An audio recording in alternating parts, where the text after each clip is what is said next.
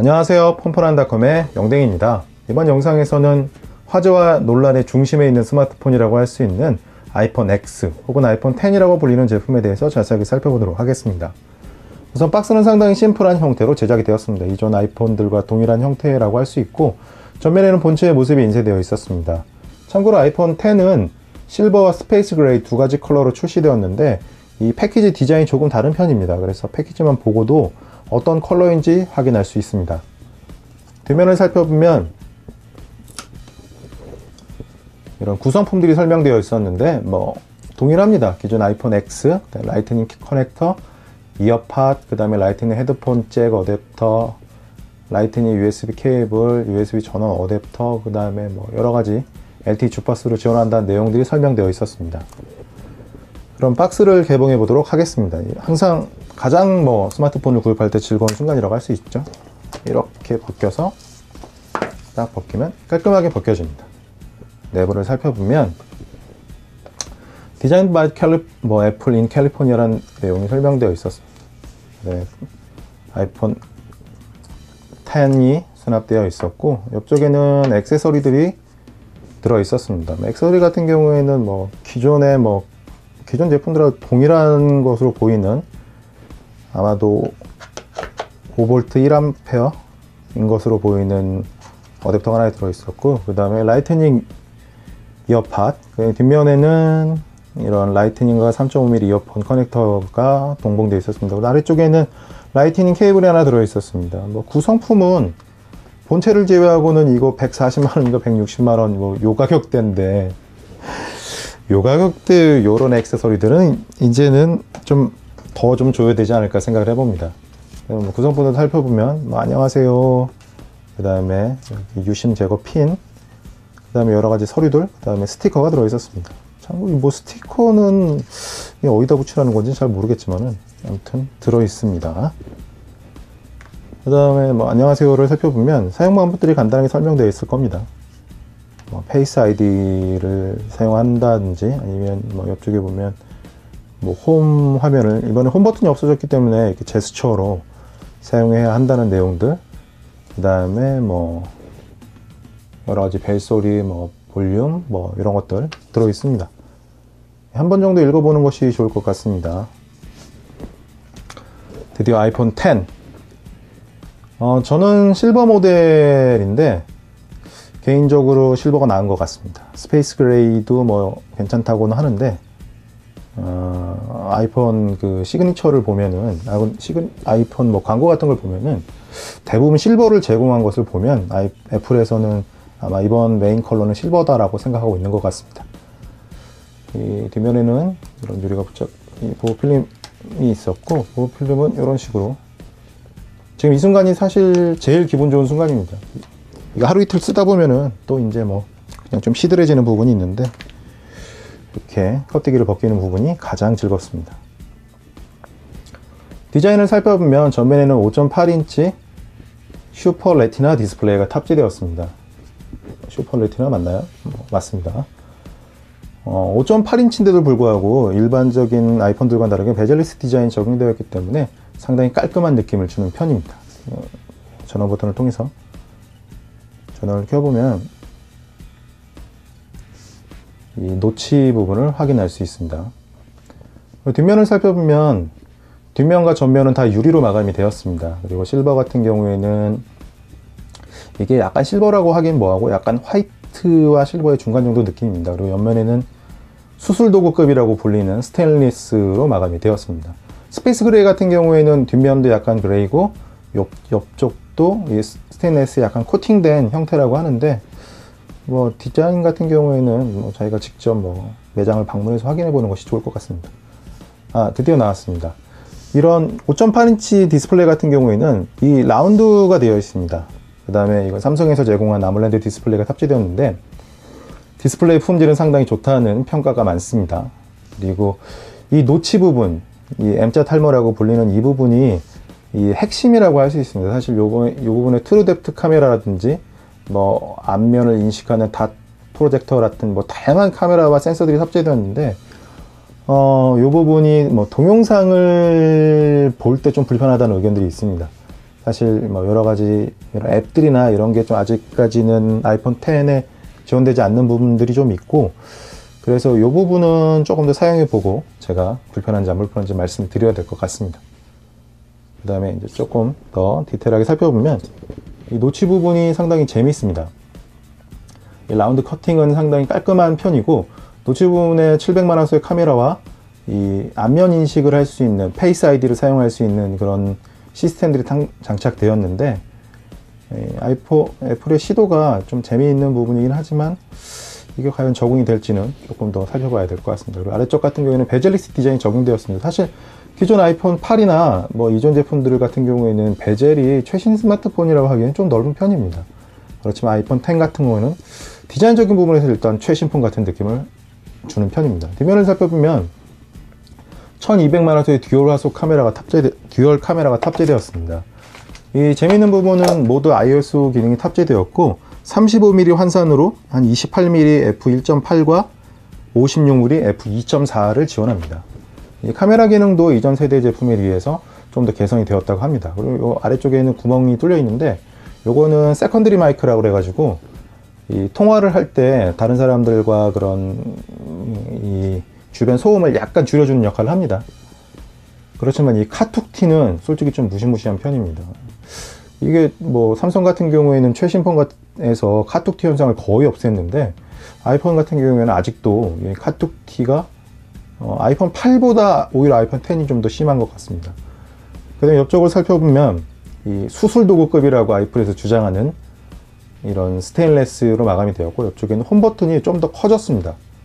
반대쪽을 살펴보면 이런 전원, 이런 볼륨, 그런 전원 버튼, 아니 볼륨이라든 이런 진동 전환 버튼과 아래쪽에 볼륨 버튼들이 탑재되었습니다. 아래쪽을 살펴보면 라이트닝 커넥터 하나만 배치되어 있었습니다. 이게 사실 이게 아직도 논란입니다. 왜냐하면 이게 유선 시대가 아직 끝났냐 끝나지 않았냐를 판가름하는데, 사실 저 개인적으로는 이제 유선 이어폰을 사용하지는 않습니다. 거의 사용하지 않고 몇 년간 무선 이어폰을 사용하고 있어서 3.5mm 파이 이어폰 잭이 제거된 것이 크게 뭐 불편하다고 생각되지는 않지만, 아직도 고가의 유선 이어폰이 헤드폰을 사용하는 분들에게는 아직도 좀 불편할 수밖에 없는 부분이라고 생각이 되었습니다.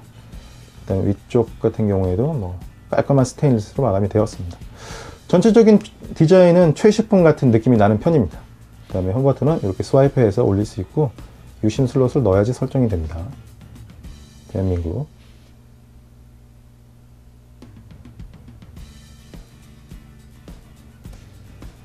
이 부분은 제가 동영상을 잠시 끊고 아이튠즈와 연결을 해서 유심 슬롯을 넣은 다음에 설정을 하도록 하겠습니다.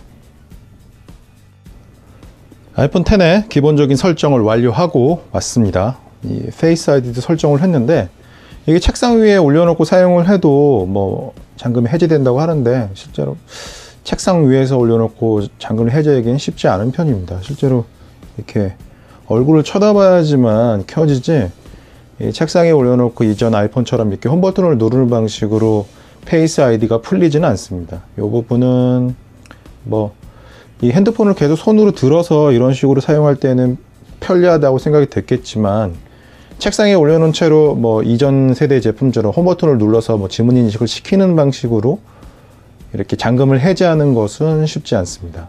뭐 이 부분은 조금 더 불편해졌다고 뭐 할 수 있을 것 같습니다. 그리고 요 2800은 숫자는 신경 쓰지 않기로 하는 것으로 하겠습니다. 그다음에 이렇게 하면 알림 센터가 표시되고, 이쪽을 당기면 제어 센터가 나오게 됩니다. 이게 사실 조금 불편하다는 의견들이 있습니다. 왜냐하면은 이게 5.8인치 디스플레이를 탑재했고 베젤리스 디자인이 적용되긴 했지만, 한 손으로 여기까지 오기가 쉽지 않습니다. 이런 식으로 이렇게 가야 되기 때문에, 또 이렇게 밑에서부터 해야 되기 때문에 이게 만만하진 않습니다. 두 손으로 하면은 잘 되는데, 한 손으로 하기에는 조금 부담스러운 부분이 있습니다. 네, 이 부분은 뭐 그 설정에서 뭐 어시스턴트 뭐 그건가? 하여튼 홈 버튼을 화면에 띄우는 그거를 좀 설정하면 쉽게 할 수 있다고도 하는데, 그렇게 이런 기능 자체가 편리하다고 생각되지는 않습니다. 그리고 기본 홈 화면 같은 경우에는 이 노치 부분을 가려지도록 설계가 되었습니다. 그래서 기본 인터페이스에서는 노치가 이 M자 탈모가 크게 신경 쓰이지는 않습니다. 사실 이게 세컨더리 디스플레이가 있다고 생각하는 방식으로 생각을 하면은 뭐 그렇게 불편하다고 생각되진 않았습니다. 그리고 뭐 기본적인 기능들을 확인해 보면 우선 제스처 기능이 들어갔습니다. 그래서 홈 버튼이 없어진 대신 이런 식으로 제스처를 하고 기다리고 있으면 이렇게 멀티태스킹이 가능합니다. 뭐 이런 거는 뭐 적응이 되면은 크게 불편하다고 생각되진 않을 것 같습니다. 그리고 뭐 이런 동작 속도도 빠른 편이었고 뭐 음악을 재생해 드릴 수는 없습니다. 지금 이게 볼륨을 줄여놨습니다. 저작권 때문에 줄여놨고, 그 다음에 이제 유튜브로 이제 동영상을 감상할 때 이 노치가 조금 거슬릴 수 있습니다. 동영상을 하나 재생해 보면은 확인할 수 있는데, 제 유튜브 채널에 있는 영상을 하나 감상해 보도록 하겠습니다. 광고가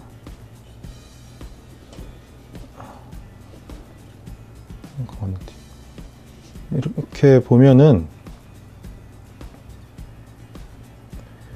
기본적으로 기존 세대 아이포처럼 표시됩니다. 이렇게 확대를 하면 꽉 차는데, 꽉 차면 되게 멋있긴 한데 여기 노치 부분이 동영상 볼 때는 좀 신경 쓰입니다.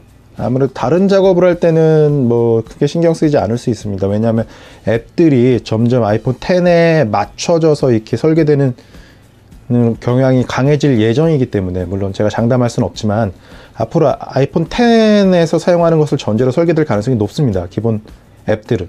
그렇지만 이렇게 동영상 감상 앱에서는 뭐 이렇게 왼쪽이 거슬린다고 생각하면 한없이 거슬릴 것이고, 거슬리지 않다고 생각하면은 뭐 안 거슬릴 수 있는데, 이 부분 같은 경우에는 사용자에 따라서 조금 호불호가 있을 것으로 예상이 되었습니다. 참 뭐 이런 기기 자체의 특성이기 때문에 뭐 이 부분은 어쩔 수 없다고 생각이 되었습니다. 카메라 기능을 살펴보면 뭐 이렇게 2배가 되고 광학 2배 줌을 사용할 수 있습니다. 이런 부분은 뭐 디지털까지 하면 한 10배 줌이라고 하는데 조금 더 편리하게 사진을 찍을 수 있다는 장점이 있습니다. 실제로 이런 게 없으면 발줌으로 가서 사진을 찍으려면 조금 귀찮습니다. 근데 인물 사진 같은 경우에는 인물 배경을 좀 이렇게 딸 수 있는 그런 기능들이 추가되었습니다.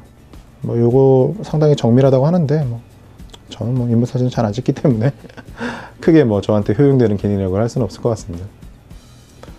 그 다음에 이제 뭐 설정을 확인해 보면 에어플레이라든지 뭐 셀룰러, 그 다음에 뭐 핫스팟 뭐 이런 기능들이 제공되고, 알림에서는 여러 가지 설정들, 그 다음에 제어 센터에서는 뭐 자신의 필요에 따라서 제어 센터에 어떤 내용들이 표시되는 것을 이렇게 설정해 줄 수 있습니다. 한 손으로 조금 하기 힘듭니다. 일반에서는 뭐 여러 가지가 있고, 이런 부분들은 그냥 보면 될 것 같습니다. 그리고 처음에 아이튠즈 연결했더니 뭔가 하나가 업데이트가 됐습니다.